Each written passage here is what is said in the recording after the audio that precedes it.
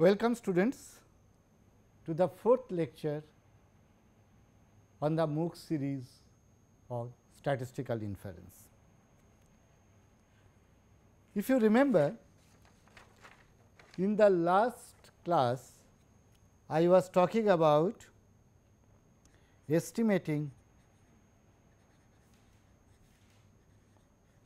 P, where P is the proportion of items in a universe U, say having an attribute A. So, this was the problem that we have done towards the end of the last class, and what we have found that if universe is equal to x 1, x 2, x n, of which P proportion having A attribute, we take a sample x 1, x 2, x n. If f is the sample proportion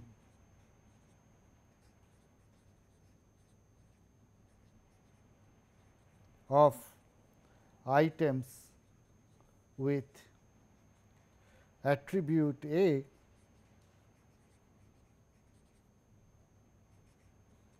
then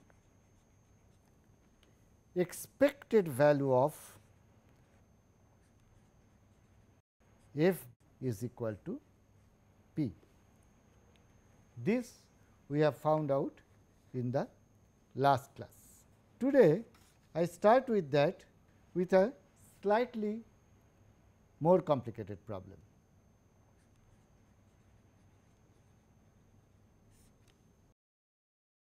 Suppose there are machines M 1 and M 2, both produce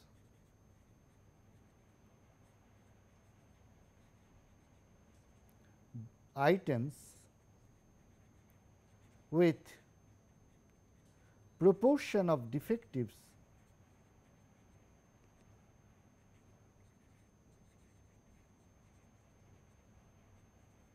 is equal to P. So, M 1 produce items and M 2 produce items, they are all coming to the common pool, and the manufacturer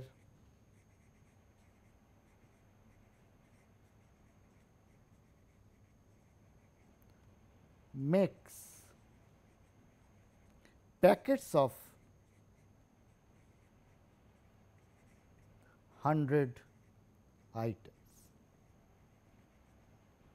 So, items being produced by machine 1 and items being produced by machine 2 are coming to the common pool. From there, where the manufacturer is taking 100 items and make packets. He wants to know what is the distribution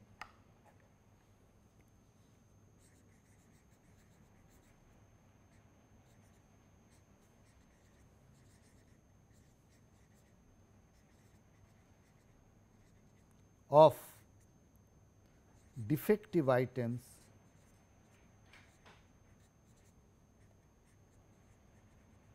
in a packet. Packet means packet of 100. Suppose we want to find out this distribution, The problem is we do not know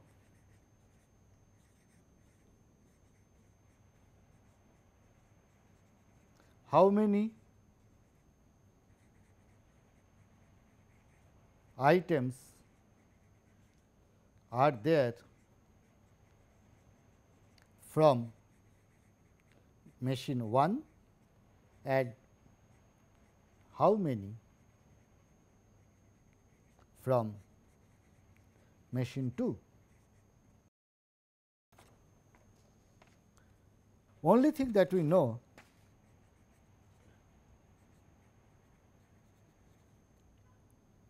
if m items are from machine M1 and n items are from M2, then m plus n is equal to 100. This much we know. So, we want to calculate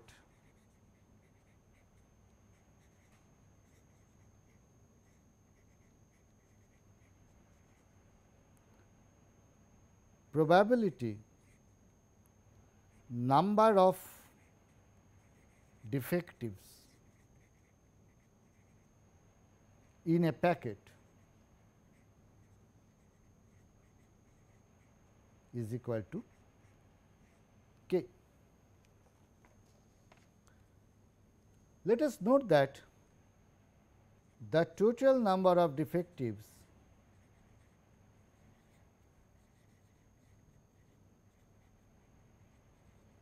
can be k in k plus 1 ways, 0 from M1 and k from M2, 1 from M1 and k minus 1 from M2 up to k from M1 and 0 from M2. So, the probability that there are k many defective items in a packet can be computed by adding these k plus 1 individual events, and some of them may have probability 0. So, let us see how to work out that. Therefore, if x denotes the number of defective items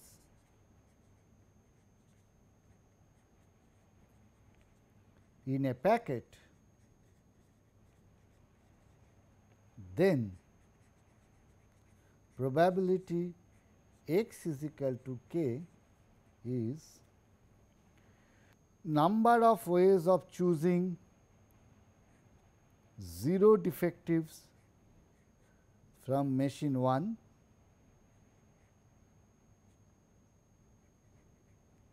into number of ways of choosing k defectives from machine 2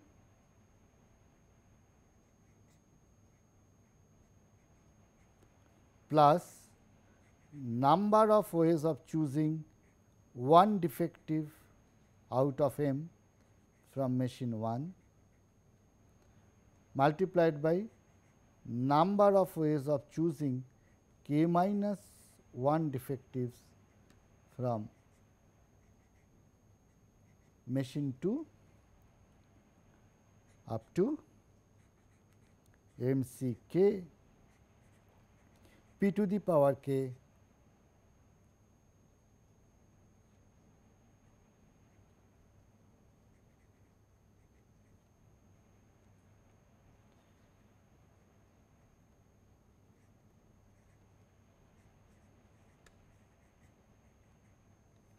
This we can write it as sigma x is equal to 0 to k mcx p to the power x q to the power m minus x multiplied by n c k minus x p to the power k minus x into q to the power n minus k plus x is equal to, now if we look at it, this comes out to be p to the power k, which we can take out of the summation. This comes out to be q to the power m plus n minus k. So, that is also independent of x. So, we can take it out of the summation, and then what we get, x is equal to 0 to k m c x into n c k minus x. So, that is the expression that we get. So, now we need to find out this term. What is summation over x from 0 to k m c x multiplied by n c k minus x? To do that, let us consider 1 plus x whole to the power m into 1 plus x whole to the power n. So, this term is 1 plus x whole to the power m plus n. Now, let us expand both of them binomially.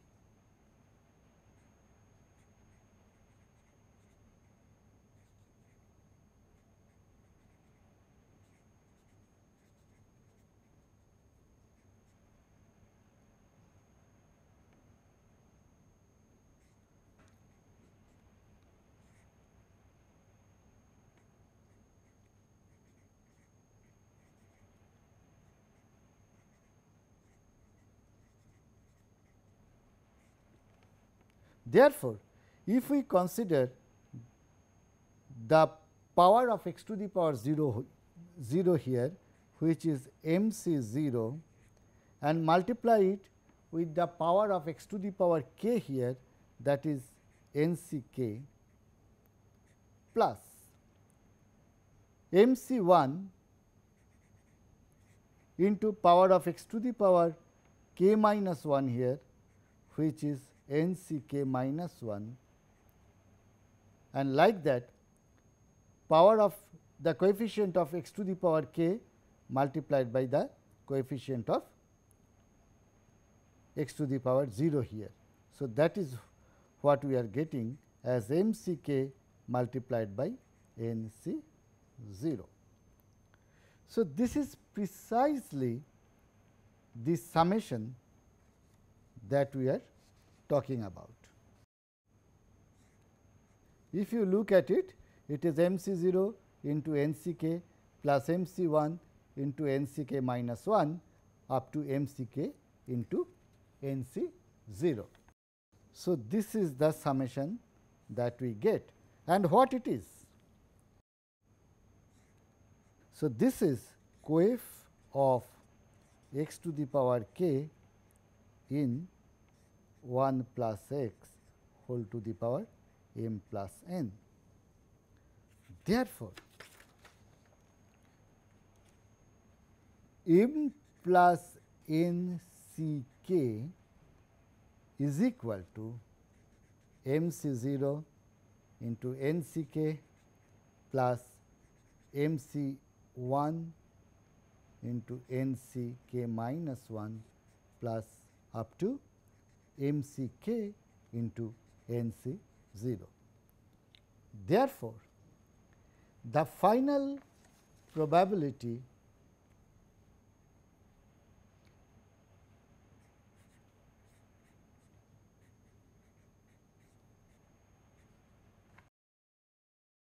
is equal to, so this was the term that we have obtained. Therefore, final of probability x is equal to k is equal to m plus n C k multiplied by p to the power k q to the power m plus n minus k. Since m plus n is constant equal to 100, we can write it as 100 C k p to the power k q to the power 100 minus k, and this is true for k is equal to 0, 1 up to 100. Therefore, what we get?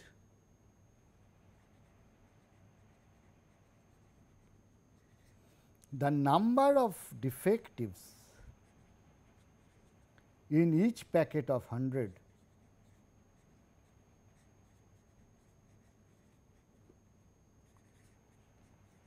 follow binomial with 100 p. So, we get the distribution of the number of defectives in each packet. Thus, we observe the following.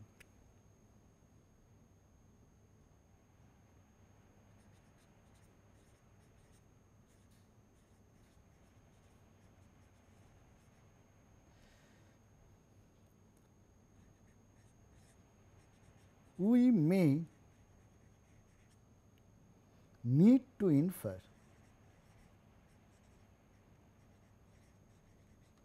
about the sum of two random variables, and we want to know its probability distribution.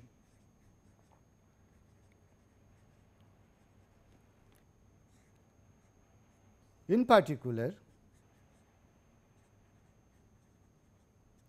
if x 1 is a random variable which is binomial with parameters m and p, and x 2 is a random variable which is binomial with n comma p, then we find that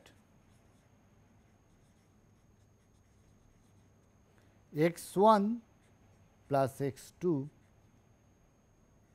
is binomial m plus n comma p.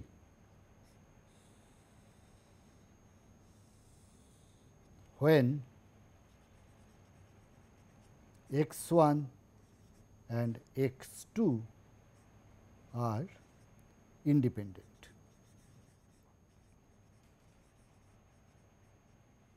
So, this is one result we have established. We can prove it in a slightly tricky way if we make use of moment generating function.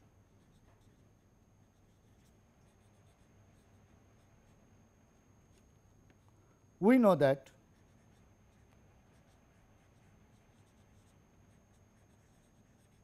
if x 1 is binomial with n comma p, then MGF of x 1 is equal to, if you remember in the first class I have given you the formula. It is q plus p e to the power t whole to the power n. Similarly,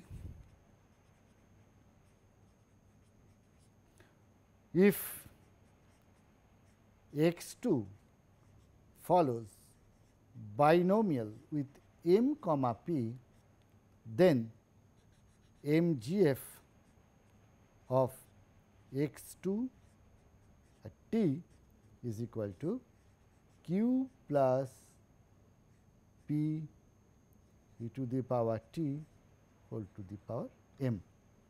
Now, you must have seen two results in your probability class.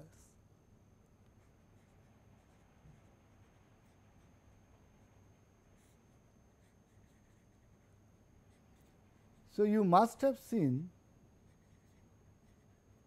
these two results in your probability class, that if x and y are independent, then moment generating function of x plus y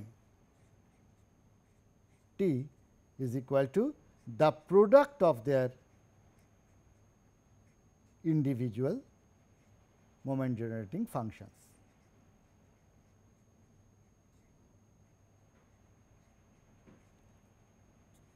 And the second result is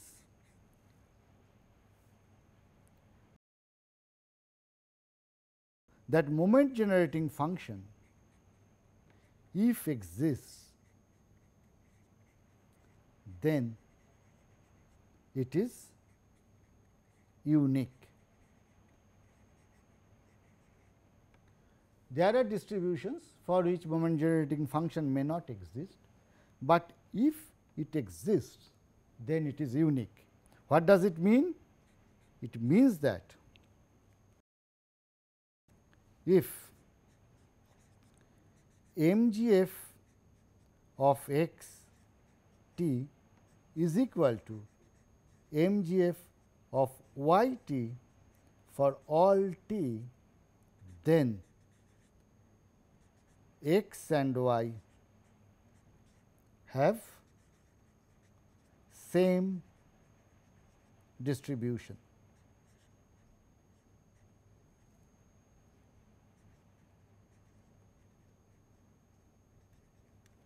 That is, if x and y are two random variables having the same moment generating function for all t, then they have the same distribution. By applying these two theorems,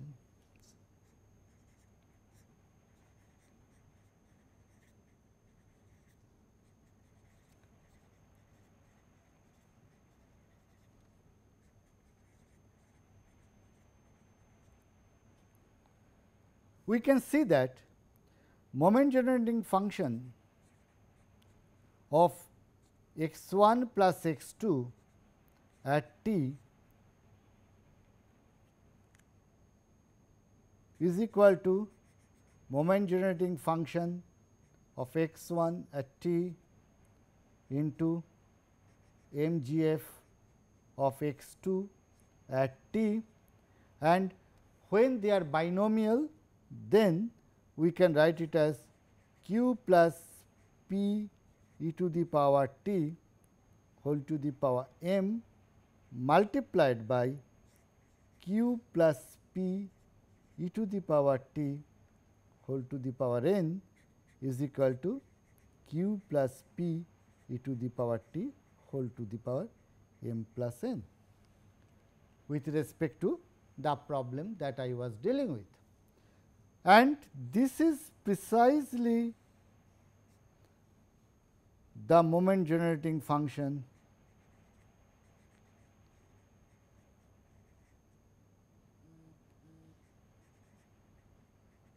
of binomial m plus n p.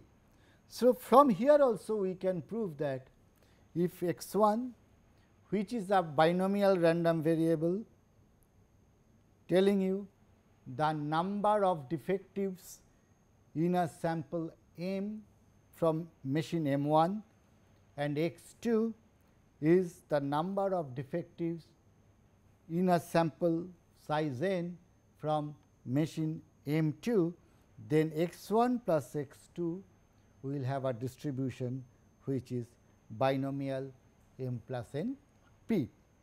So, the results that I have shown you earlier by explicit summation can also be proved using moment generating function.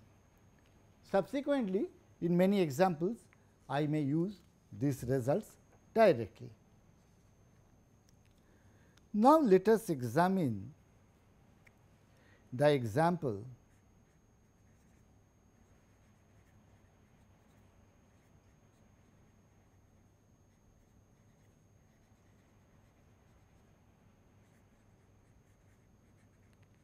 What is that catch? That both M 1 and M 2 have the same proportion of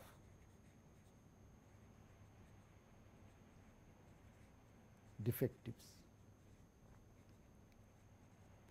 If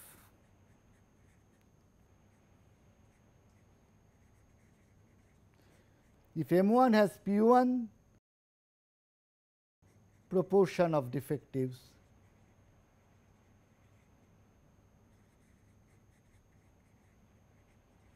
and M 2 has P 2 proportion of defectives,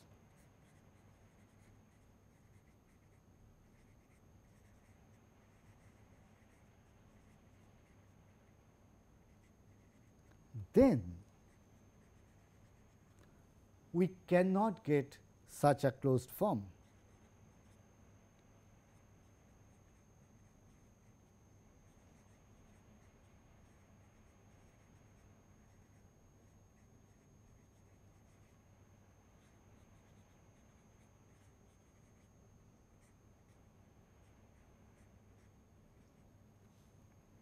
Therefore, when we deal with summation of random variables, we will try to see cases so that we can get a closed form for the distribution of the summation of the random variables.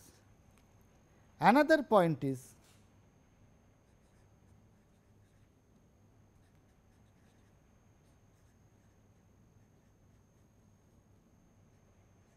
independence.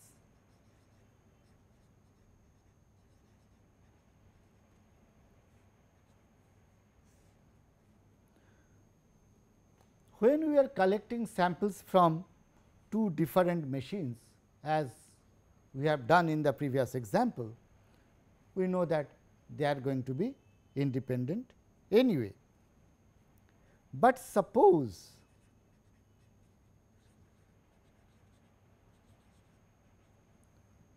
we are looking at sampling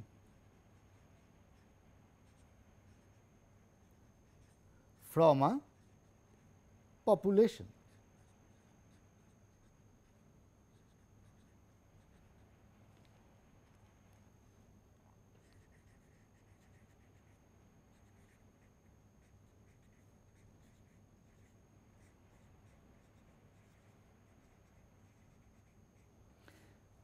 If the sampling is with replacement, then effectively each of the selection of items are independent.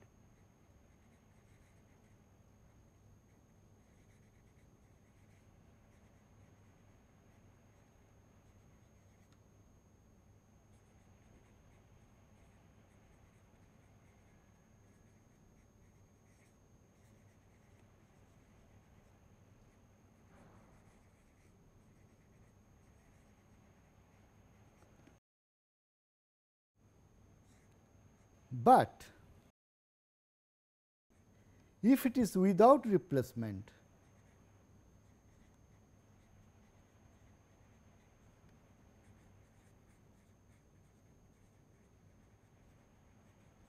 Obviously,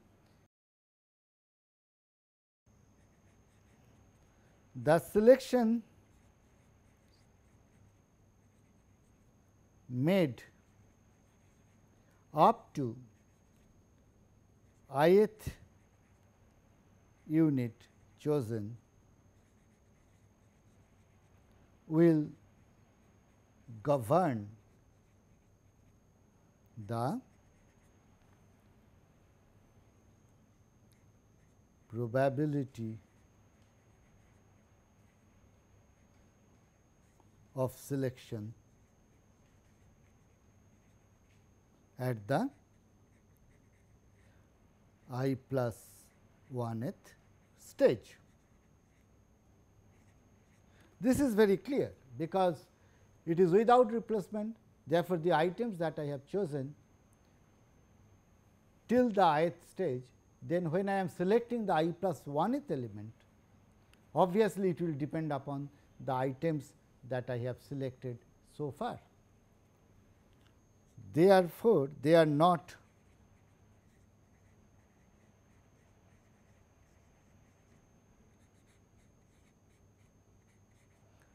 truly independent.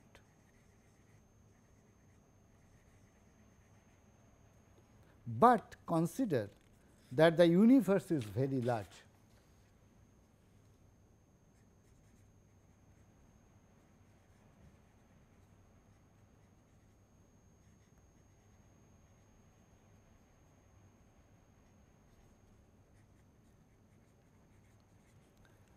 The probability of selection of a sample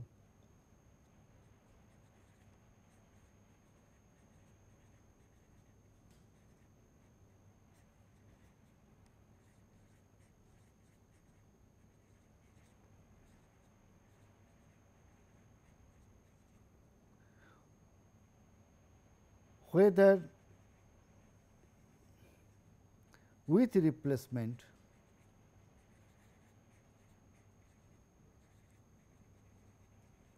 or without replacement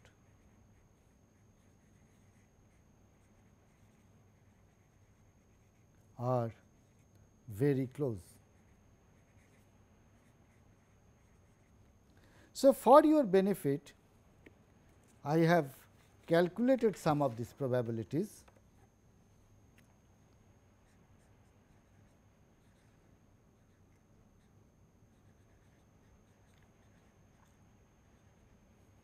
Consider n is equal to 100, and I am choosing 3 elements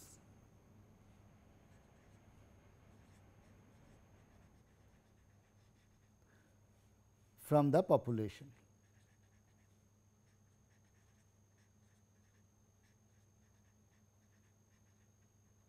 So, when n is equal to 100, under SRS WR, that is simple random sampling with replacement, the probability of a triplet is 1 by 100 into 1 by 100 into 1 by 100, which is equal to 0.000001.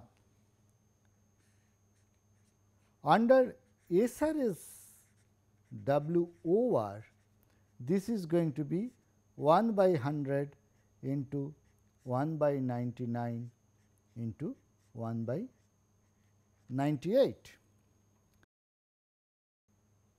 This probability is going to be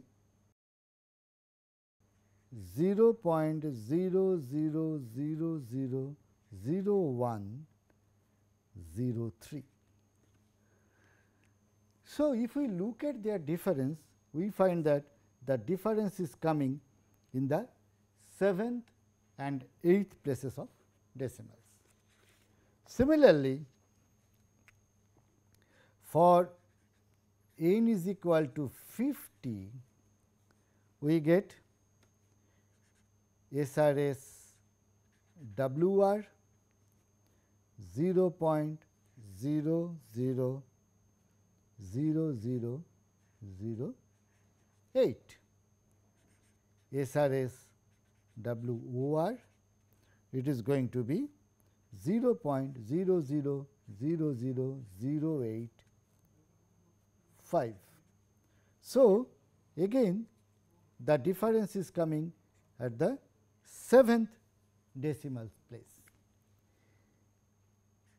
If we make n even smaller, then what we are getting for SRS WR, this is 0.000037, and for SRS WOR, this is equal to 0.000041.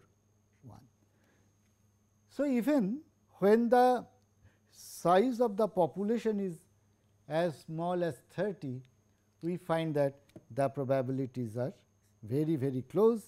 They are differing only in the 5th decimal place. So, that tells us something. So, that tells us that if the population is even reasonably large, we may consider each sample to be taken from the population to be independent of the other samples to be taken. So, what is the advantage?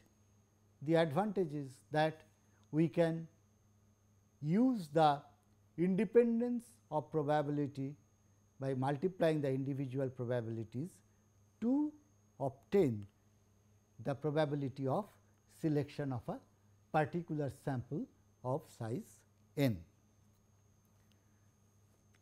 Another important point is that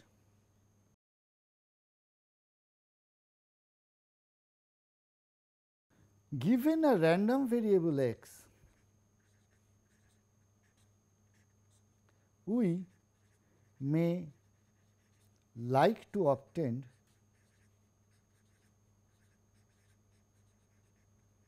the distribution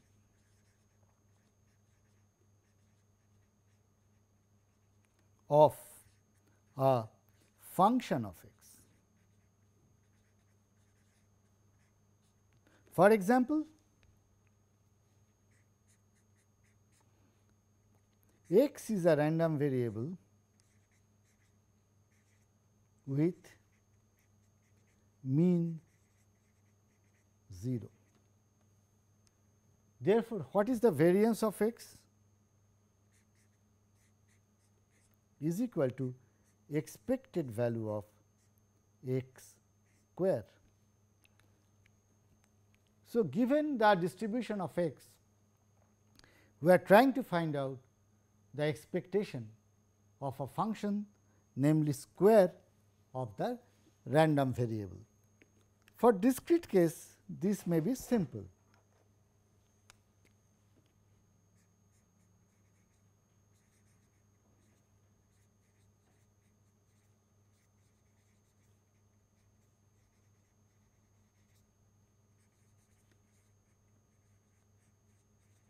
For example, consider x which takes values -2, -1, 0, 1 and 2 with probabilities 1/4, 1/4, 1/6, 1/6, 1/6. Then how is x square distributed?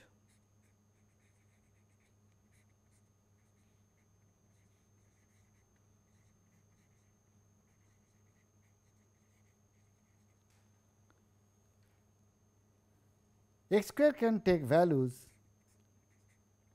only 3 possibilities 0, 1 and 4. Probability of 0 is x is equal to 0, therefore, it is 1 by 6. Probability x square is equal to 1, that we can get in two different ways. When x is minus 1, whose probability is 1 by 4, and x is plus 1, whose probability is 1 by 6. Therefore, probability x square is equal to 1 is 1 by 4 plus 1 by 6, which is equal to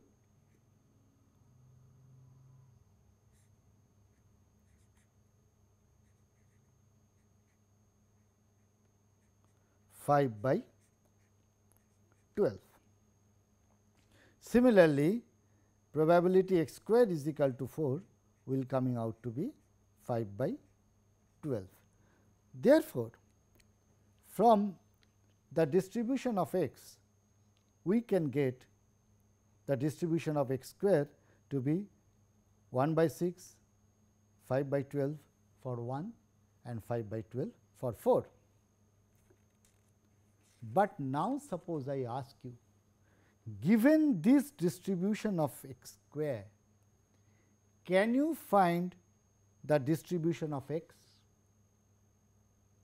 Then you see that you cannot, because this tells me that probability x is equal to minus 1 plus probability x is equal to plus 1, that sum is 5 by 12.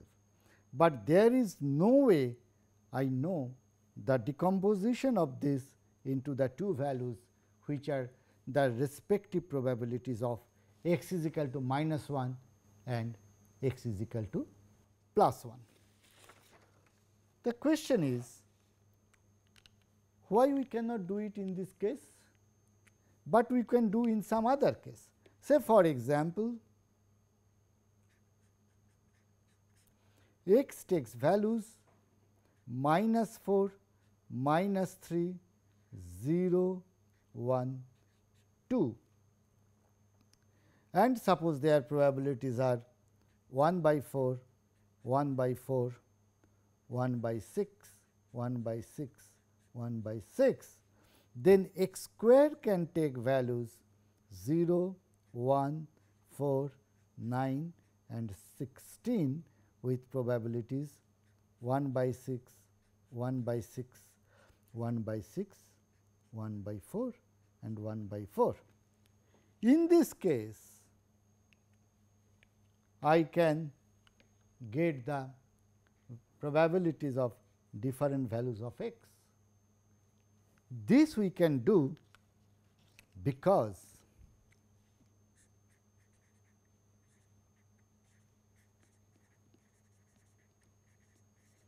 the mapping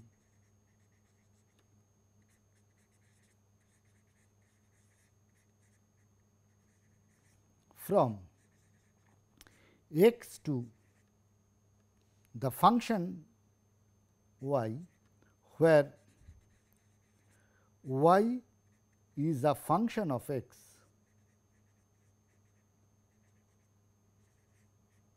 is unique. Given x, I know the x square, and given x square, I know which value of x has produced this value for x square.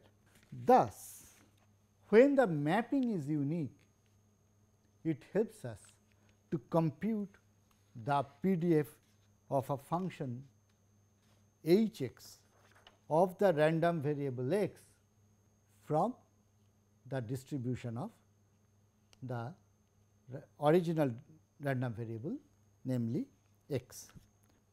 I appeal to the following theorem, which many of you must have seen.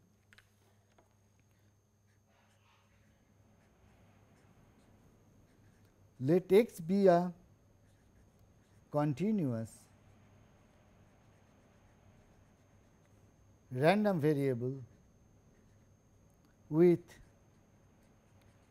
PDF f of x, and suppose f x is greater than 0, on an interval a b. Now, consider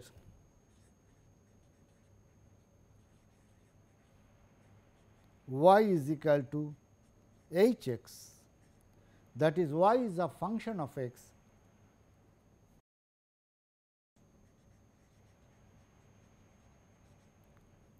x is strictly monotonic.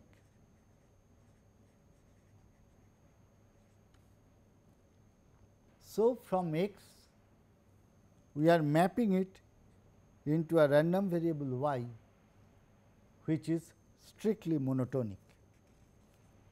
Assume h x is differentiable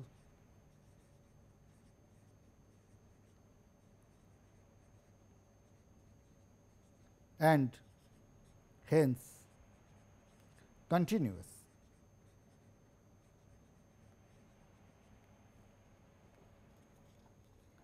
For all x. Then PDF, the probability density function of y is equal to h of x, is given by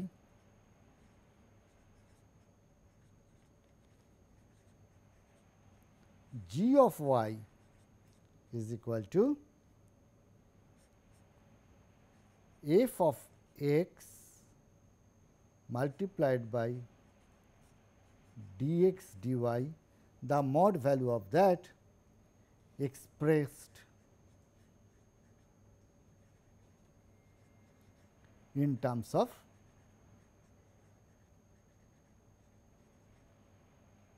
y. Now, why did we take strictly monotonic, whether increasing or decreasing? Suppose this is x and this is a strictly monotonic function of x, then given y, what is the probability that the random variable y is less than equal to a particular value y? So, that probability will come from the probability of x. So, that probability will be given by f of h inverse of y. The strict monotonicity allows us to make the inverse of y and to get the value of x, and therefore, we can apply the cumulative distribution function of x on that one. So, let me give a very quick proof of the above statement.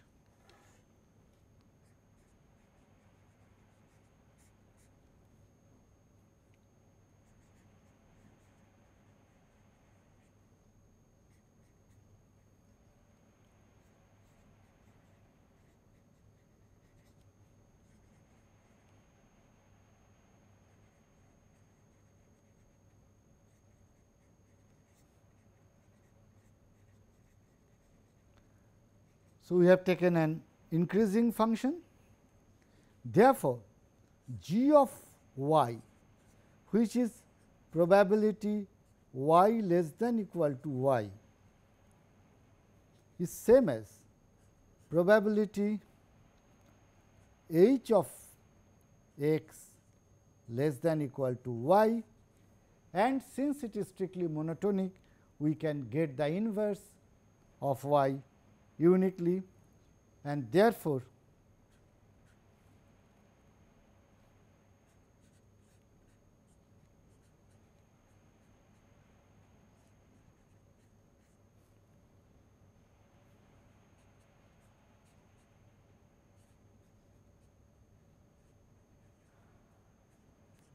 this is f at h inverse y. Therefore, what is the PDF of y?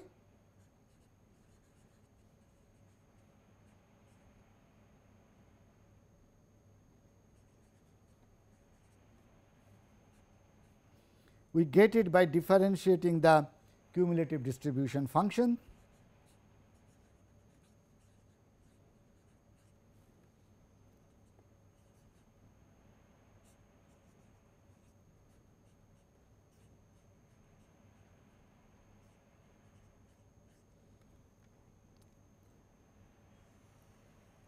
So, this is d dy of f of h inverse y, which is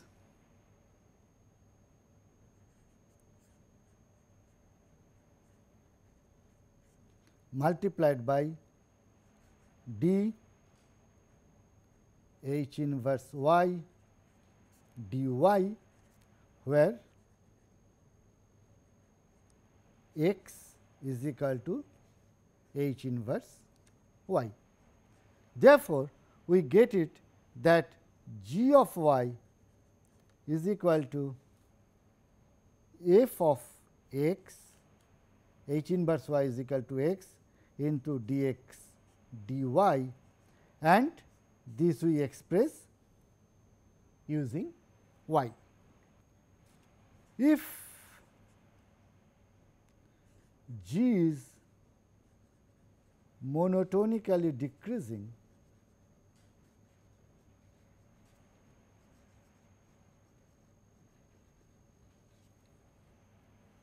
then what will happen? G of y is equal to probability y less than equal to y is equal to probability h of x less than equal to y is equal to probability x greater than equal to h inverse y. This is because it is decreasing. Therefore, inequality will be reversed, is equal to 1 minus probability x less than equal to h inverse y is equal to 1 minus f at h inverse y. Therefore, d g y dy is equal to minus f at h inverse y, which is f into d h inverse y dy, and we know that if it is a decreasing function, then this derivative is going to be negative. Therefore, that multiplied by this minus sign will give you the modulus of the derivative, right.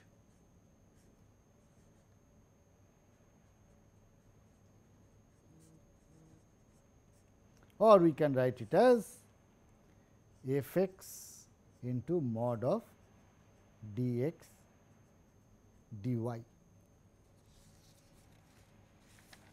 So, if x is monotonically increasing or monotonically decreasing, we can get the inverse. That is not the case. Say for example, h of x is like this, then given a y, I can get two different values of x, and we cannot take the inverse of y. In a similar way, if it is something like this, although it is increasing, but on this range the value is fixed, then also for these values of y, we cannot actually get the inverse of the h function.